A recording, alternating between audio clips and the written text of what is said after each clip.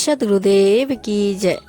धनी धर्मदास जी ने कबीर साहब से विनय पूर्वक प्रश्न किया कि हे परमेश्वर, मुझे मृतक का स्वभाव समझाओ कि कैसा होता है, किस प्रकार जीवित मरना होता है।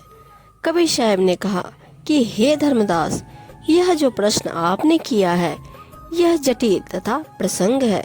सद्गुरु शरण में रहकर ज्ञान का इच्छुक ही इसको समझकर खड़ा उतरता है। संत साधक जन जीवित मृतक होकर परमात्मा को खोजते हैं। शब्द विचार यानी यथार्थ नाम मंत्रों को समझ विचार करके उस मार्ग के अंत यानी अंतिम छोर तक पहुंचते हैं, अर्थात पूर्ण मोक्ष प्राप्त करते हैं। जैसे एक भृंग होता है जिसे भंभीरी कहते हैं, जिसको इंजनहारी आदि नामों से जाना जाता है, जो भी की आवाज करती रहती है, वह अपना परिवार नर मादा के मिलन वाली विधि से उत्पन्न नहीं करती। वह एक कीट विशेष के पास जाती है, उसके पास अपनी भी की आवाज करती है। जो कीड़ा उसकी आवाज से प्रभावित होता है, उसको उठाकर पहले से तैयार किया मिट्टी के घर में ले आती है। वह गोल आकार का 2 इंच परिधि का 1-2 मुख वाला गाढ़ा का बना होता है। फिर दूसरा तीसरा ले जाती है, फिर उनके ऊपर अपनी भी की आवाज करती रहती है। फिर ओस के जल को अपने मुख से लाकर उन कीटों के मुख में डालती है। उस भंभीरी यानी भृंग की बार बार आवाज को सुनकर वह कीट उसी का रंग का हो जाता है तथा उसी तरह पंख निकल आते हैं। वह आवाज भी उसी की तरह भी करने लगता है, भंभीरी ही बन जाती है। इसी प्रकार पूर्ण संत अपने ज्ञान को भंभीरी की तरह बार बार बोलकर समान व्यक्ति को भी भक्त बना लेता है। फिर वह भक्त भी सद्गुरु से सुने ज्ञान को अन्य व्यक्तियों को सुनाने लगता है।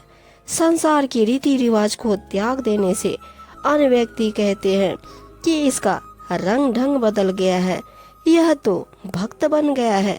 जैसे भृंग कीटों को अपनी आवाज सुनाती है तो शीघ्र सक्रिय हो जाता है, कोई दूसरी और तीसरी बार कोशिश करने से मानता है। इसी प्रकार जब सतगुरु कुछ व्यक्तियों को अपना सत्संग रह रह कर सुनाते हैं तो कोई अच्छे संस्कार वाला तो शीघ्र मान जाता है, कोई 1-2 बार भी सत्संग सुनकर मार्ग ग्रहण कर लेता है, दीक्षा ले लेता है। कुछ कीट ऐसे होते हैं कई दिनों के पश्चात अपना स्वभाव बदलते हैं। यदि वह कीट भृंगी नहीं बना है और उस भृंग कीट के शरण में रह रहा है तो अवश्य एक दिन परिवर्तन होगा। कबीर साहब ने कहा है कि हे धर्मदास, यदि शिष्य इसी प्रकार गुरु जी के विचारों को सुनता रहेगा तो उस भृंग कीट की तरह प्रभावित होकर सांसारिक भाव बदलकर भक्त बनकर हंस दशा को प्राप्त होगा। कबीर जी ने कहा कि हे संतो, सुनो यह मृतक का स्वभाव।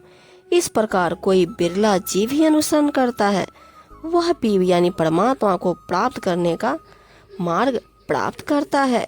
सुनो मृतक का भाव, जिसे मृतक यानी जीवित मृतक होकर सतगुरु के पद के अनुसार साधना करता है। जैसे पृथ्वी में सहनशीलता होती है, इसी प्रकार पृथ्वी वाले गुण को जो ग्रहण करेगा वह जीवित मृतक है और वही सफल होता है। पृथ्वी के ऊपर कोई विष्टा करता है, डालता है, कोई खेती करता है तो चीर फाड़ करता है, कोई धरती पूजन करता है। पृथ्वी गुण अवगुण नहीं देखती, जिसकी जैसी भावना है वह वैसा ही करता है। यह विचार करके धरती विरोध न करके सुखी रहती है। भावार्थ है कि जैसे जमीन सहनशील है वैसे ही भक्त संत का स्वभाव होना चाहिए। चाहे कोई गलत कहे कि यह क्या हो रहा है यानी अपमान करे, चाहे कोई सम्मान करे, अपने उद्देश्य पर दृढ़ रहकर भक्त सफलता प्राप्त करता है।